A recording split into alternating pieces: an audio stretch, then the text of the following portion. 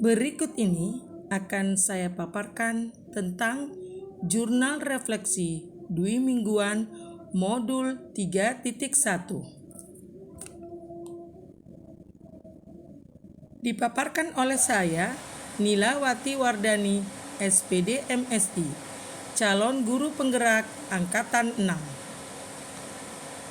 Kabupaten Asahan, Provinsi Sumatera Utara.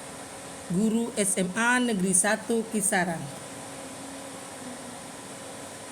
Jurnal refleksi model 4F. 4F yaitu facts, feelings, findings, dan future. Modul 3.1 pengambilan keputusan yang berbasis nilai-nilai kebajikan sebagai pemimpin. 1. Facts atau peristiwa. Pengalaman saya mengikuti pembelajaran pada minggu ini sangat luar biasa. Saya melalui tahapan belajar merdeka sama halnya dengan modul-modul sebelumnya. Merdeka merupakan singkatan dari mulai dari diri, eksplorasi konsep, ruang kolaborasi, demonstrasi kontekstual, elaborasi pemahaman, koneksi antar materi.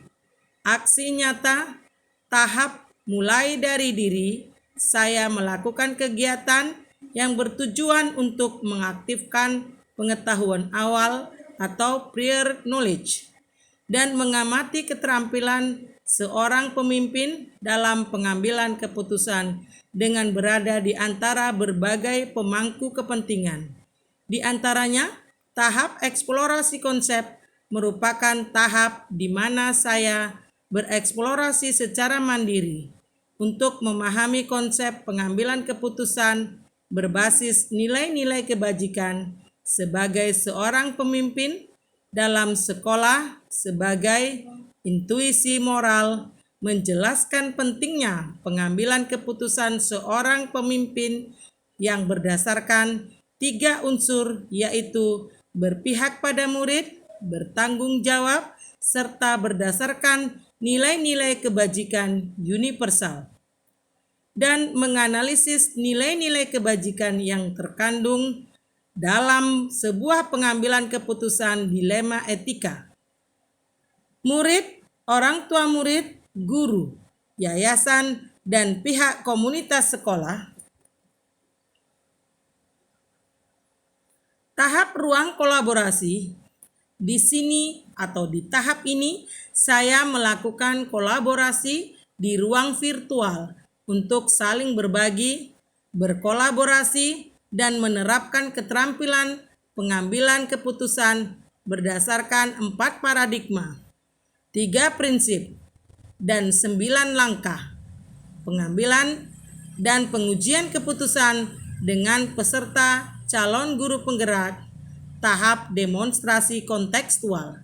Saya melakukan suatu analisis atas penerapan proses pengambilan keputusan berdasarkan pengetahuan yang relatif dipelajarinya tentang berbagai paradigma, prinsip, pengambilan dan pengujian keputusan di sekolah asal masing-masing, dan di sekolah atau lingkungan lain dengan mewawancara 3 kepala sekolah mewawancarai 3 kepala sekolah berbeda tentang praktek pengambilan keputusan yang biasa dilakukan oleh kepala sekolah tersebut.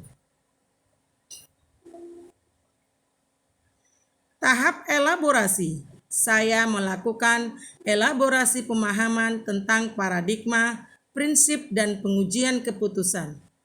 Tahap koneksi antar materi. Saya membuat kesimpulan atau sintesis dari keseluruhan materi yang didapat dengan membuat tulisan di blog, kemudian mengundang rekan-rekan seprofesi saya untuk memberikan tanggapan.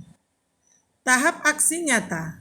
Saya berencana untuk mempraktekkan proses pengambilan keputusan, paradigma, prinsip, dan pengujian keputusan sekolah. Dalam menyelesaikan ke-7 tahapan pengalaman belajar tersebut, saya tidak menemukan hambatan yang begitu berarti. Hanya saja saya mendapatkan tantangan ketika ditugaskan untuk mewawancarai 3 kepala sekolah yang berbeda. Saat itu, saya diminta untuk mewawancarai kepala sekolah sehingga mendapatkan jawaban mengenai pengambilan keputusan yang relevan dengan materi yang sedang dipelajari. Untuk mencapai tujuan tersebut, saya harus membuat pertanyaan pemantik yang bermakna dan fokus pada tujuan yang ingin dicapai. Saya merasa apa yang sudah saya lakukan telah sesuai dengan rencana dan tujuan ini berjalan dengan baik.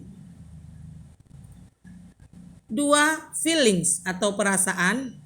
Perasaan saya sangat senang dalam pembelajaran berlangsung karena materi yang saya pelajari merupakan ilmu pengetahuan baru yang harus saya kuasai sebagai seorang pemimpin pembelajaran. Guru penggerak harus berperan sebagai pemimpin pembelajaran, menggerakkan komunitas praktisi, coach bagi guru lain, mendorong kolaborasi antar guru, dan memajukan kepemimpinan murid. Dalam menjalankan tugas tersebut, saya harus terampil dalam mengambil keputusan berbasis nilai-nilai kebajikan, seperti yang telah saya pelajari sebelumnya. Seorang guru penggerak haruslah memiliki nilai mandiri, reflektif, kolaboratif, inovatif, dan berpihak pada murid. Dalam pengambilan keputusan, seorang pemimpin harus berdasarkan 3 unsur, yaitu berpihak pada murid, bertanggung jawab, serta berdasarkan nilai-nilai kebajikan universal. Setiap konsep materi dari awal sampai modul ini dipelajari, saya menemukan banyak sekali keterkaitan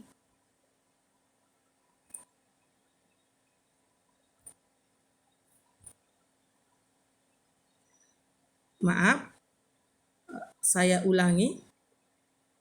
Setiap konsep materi dari awal sampai modul ini dipelajari, saya menemukan banyak sekali keterkaitan sehingga saya menemukan bentuk atau sebuah pemahaman baru.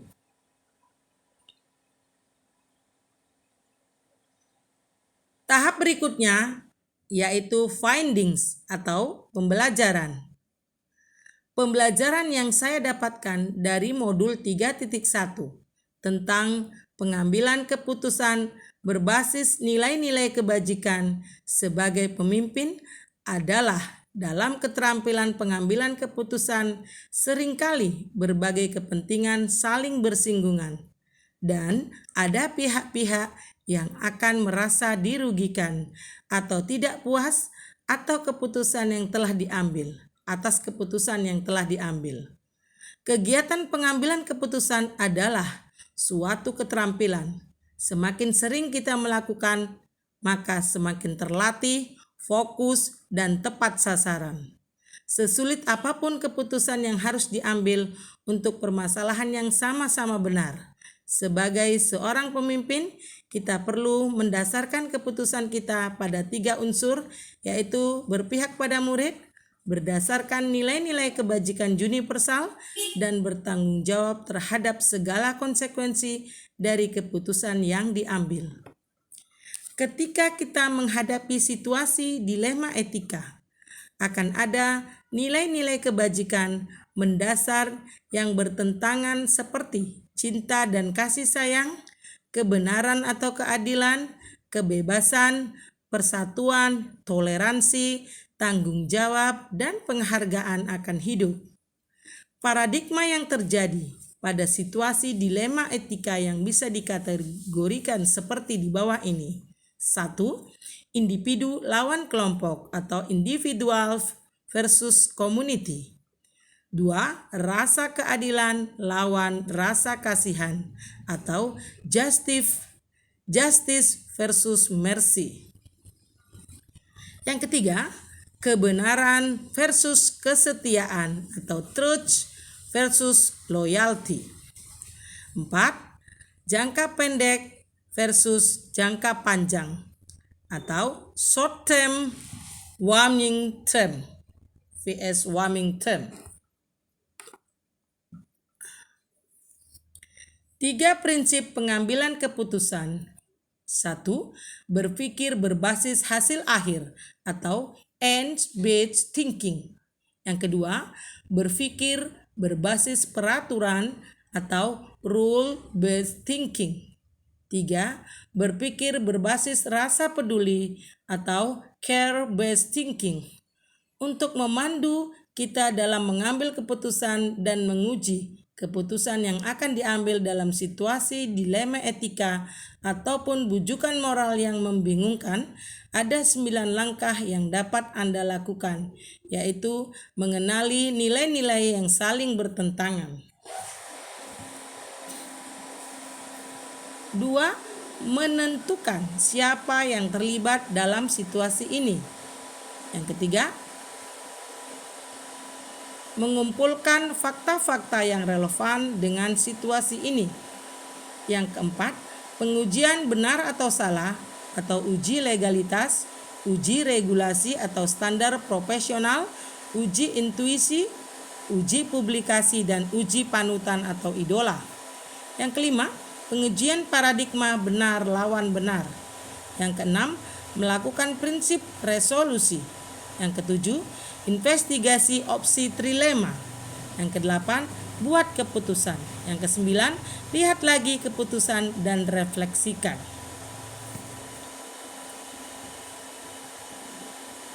Yang keempat, future atau penerapan. Saya akan menerapkan keterampilan pengambilan keputusan berdasarkan 4 paradigma, 3 prinsip, dan 9 langkah pengambilan dan pengujian keputusan sesuai dengan konsep yang telah dipelajari agar semakin terlatih dan terampil dalam melakukan pengambilan keputusan.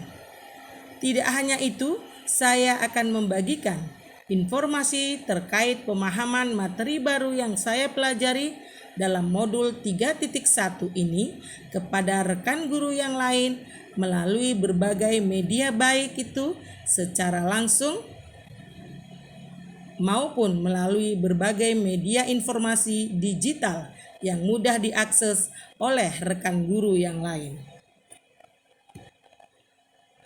Terima kasih atas atensi yang diberikan dan terima kasih telah menonton video saya. Saya akhiri, wabillahi taufik wal hidayah. Wassalamualaikum warahmatullahi wabarakatuh. Salam guru penggerak, salam Indonesia maju.